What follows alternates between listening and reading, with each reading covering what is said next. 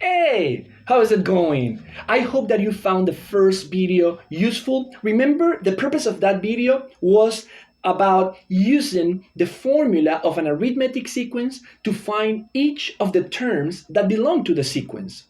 And also, we were able to find the location when we are looking for a specific term. What is the location of that term? Today, we're going to continue using that formula, but now we're going to use it to answer daily situations. So if you are interested in this, please don't change to another channel and keep in tune. Let's see.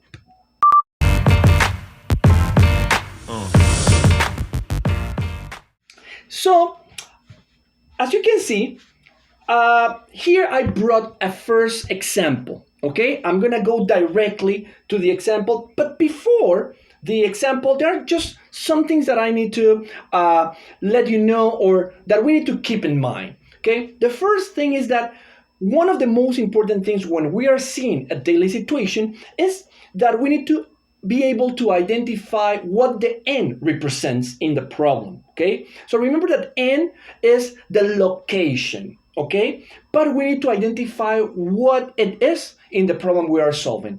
Also, we need to be able to identify what the terms are in the sequence. Okay, at the beginning it's a little bit tough or difficult, but then the more you practice, the better you're gonna do it. Okay, and also then once you have found what each of the terms represent, now you need to find a common difference. Okay, so let's see the first example. The first example says, I'm gonna read, it says there are 20 rows of seats on a concert hall.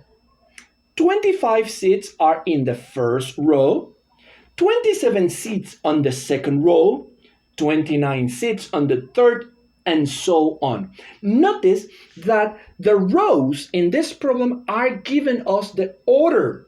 So, first row, second row, third row, that is leading me to know that the number of rows is the n. Okay, so each of the rows is going to be the n value. So U1 is the number of seats in the first row.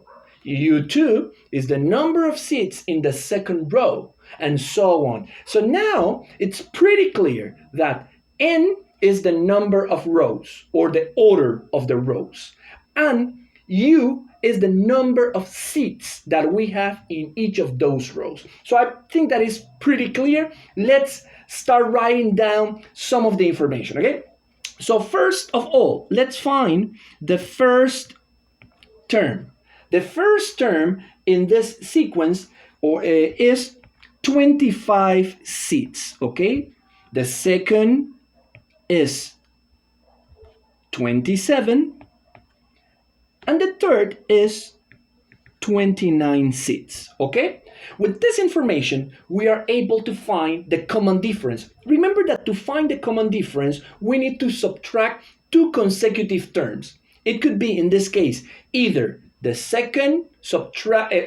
first subtracted from the second, or the second subtracted from the third. In this case, I'm gonna do it like the easiest, which is I'm gonna subtract U2 minus U1, okay? So common difference is U2 minus U1, okay? So 27 minus 25, that is 2. So we have found the common difference, okay? We have the first term already. So that means that we are able to answer the question, because in order to answer an arithmetic sequence, we only need to have the first term and the common difference, and that's it, okay? So I'm gonna bring the formula, okay? So UN equals U1 plus n minus 1 times d. That is the formula. You don't need to memorize the formula. Remember that you have the formula booklet in the IB assessments. So if you don't memorize the formula, no worries. However, I suggest you to memorize the more formulas. Why? Because that is going to give you more time or it's gonna make you more effective in the assessments. Okay, so remember that the question is how many seats would it be on the last row? The last row is the 20th. Okay, so U20th is the question. Okay, I'm gonna substitute the first term, which is 25, plus n minus 1 times d, which is 2. Okay, so I forgot to substitute n by 20. Let me do it now. Okay, so I know that n is 20, and that's it. Okay, so 25, 20 minus 1 is 19 times 2. Okay, so 25 plus 38. Okay, let's do that. 25 plus 38, that is 63. So that means that in the 20th row, we have 63 seats. Okay, so that is our first problem of today. Okay, let's continue. Let's see another example. Okay, in this other example, it says Nudrat is training for a marathon by running 1 kilometer further each week than she did the previous week. Okay, notice that every week she's gonna be increasing 1 kilometer. That means that first, the number of weeks is n. Again, how do I know that? Because I say the first week, the second week, the third week. So the value that gives me the order of the numbers is what n is in the problem. What else? What is changing is the distance. That means that the first term is going to be the distance that she runs in the first week. The second term is the distance that she runs in the second week, and so on. So every distance of every week is what the U's are. Okay? And finally, the D is obvious, that is 1 kilometer. Okay, so we have all the information. Let me write that down. So we know that the first term, let's see what it says, that determine how far Nudrat will run in the 20th week of training if she runs 2 kilometers in the first week. So first week, 2 kilometers. Okay, the difference, we said that is 1 kilometer. So notice that in this case, they are not giving me a sequence of value. They are giving me the first term and the common difference immediately. Okay, they are interested again in the 20th week. Okay, and basically that's what we need. She wants to know how far will she run in the 20th week. Okay, so that means that they want to find U20. Okay, so let's go. U20 is U1 plus n minus 1 times it. Okay, so U20, first week was 2 kilometers. Okay, so again, 20 minus 1, which is 19. Oh, sorry, I made a mistake here. Okay, so D is 1 kilometer. Okay, so it's 2 plus 19 times 1, which is 19, and this is 21. So that means that in the 20th week, she's going to run 21 kilometers. Okay? So notice that is basically the most difficult thing here is to identify which each of the variables mean in the problem. That's the only thing. Okay? But once you have found that, then you can just substitute with that. Okay?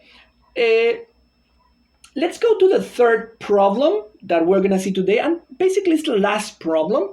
What we're going to do is the following, okay?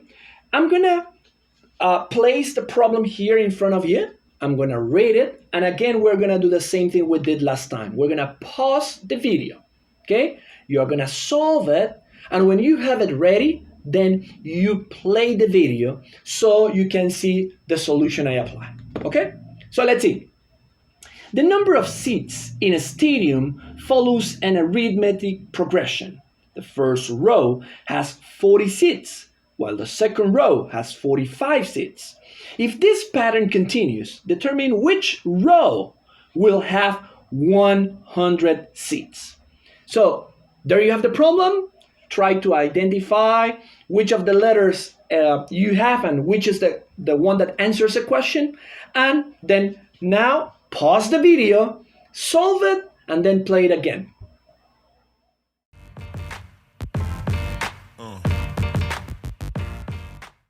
Okay, I imagine that you already answered, okay? Notice that here in this problem we changed a little bit what we were doing, okay? So let's see. It says that the number of seats in stadium follows an arithmetic progression. So notice that number of seats is what each of the terms is, okay? So U1 is the number of seats in the first row. U2, number of seats in the second row, and so on. So the number of seats is each of the terms, okay? The first row, so that means that U1 has 40 seats. We have U1, okay? The second row, U2, has 45. Therefore, we are able to find the common difference. U2 minus U1, okay? 45 minus 40. This is 5. So we already have first term, common difference. Okay, let's go to the question. It says, if this pattern continues, determine which row. Which row? So let's think in something. We know that the number of seats is each of the terms. And the number of rows is the order. First row, second row. So that means that they want to know what is the n value. It says, determine which row, determine what is the value of n will have 100 seats. So that is what they want to know. They want to know what is the n, what is the term that has 100 seats. Where is that term located? In which row? In which n? Okay, so they want to know n. Okay, so let's again work with the only formula that we have learned throughout these 2 lessons. Okay, so un equals u1 plus n minus 1 times d, and we know that un, the number of seats in that row that we are looking for is 100. Okay, u1 is 40.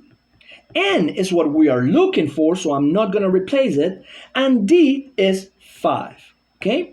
Now here, what I need to do is I need to multiply this 5 that I have here by each of the elements in the other parentheses, okay? So 100 equals 40 plus, now let's start. 5 times n, 5n.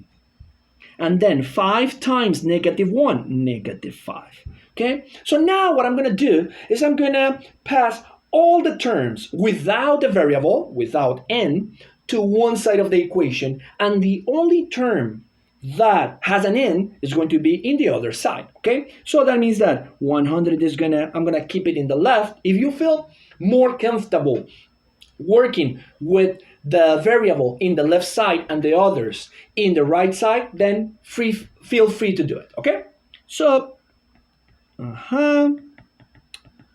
okay.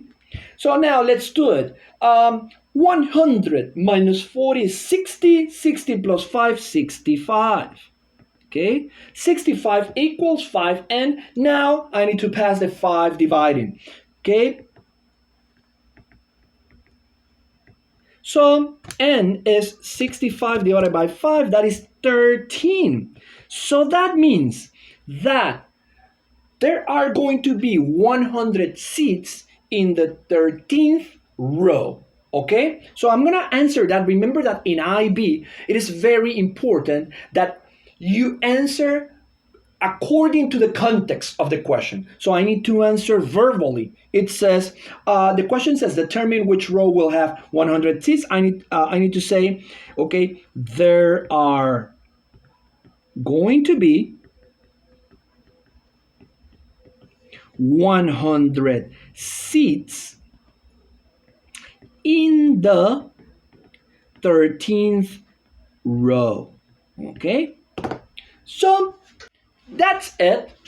We already finished lesson number 2. Congratulations, you have done it pretty well. Okay, now what you have to do, your task is that you need to first go down and click on the button that says subscribe if you haven't done it yet, and give me a like to this video. And when you have done that, then go down and see the link where I'm sharing with you a practice. That practice has problems similar to this one and also the answers of those problems. If you find any questions of a problem that you don't know how to solve it and you want me to solve it, please write it down and I'm gonna feel very glad of solving it for you. Okay, so that is for today, and I hope that this lesson was pretty useful. See you in the next lesson. Adios.